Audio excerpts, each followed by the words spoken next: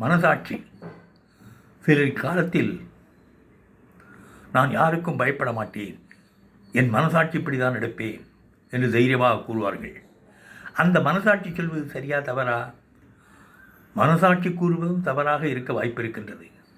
காரணம், இரவில் நம் கண்ணிற்கு கயிறு பாம்பாக தெரிகின்றது, உடனே பாம்பு என்று பயந்து அலறுகிறோம்.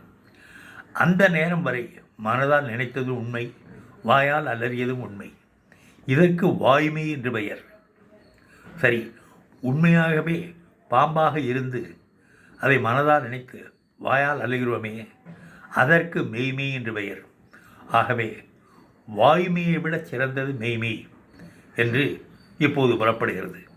அறிவில் சிறந்த பெரியவர்கள் கடவுளை பற்றியும் மற்றும் சத்தான விஷயங்களை பற்றியும் குறிப்பிடும்போது அவர்களை அலட்சியப்படுத்தி நான் என் மனசாட்சிப்படிதான் நடப்பேன், நான் யாருக்கும் பயப்பட மாட்டேன் போன்ற இடரத்த வார்த்தைகளை பயன்படுத்தாமல் பணிவாக கேட்டு மெய்ப்பொருளை ஆராய்ந்து பார்த்து பின் அதன்படி நடக்க பழகிக்கொள்ள வேண்டும்.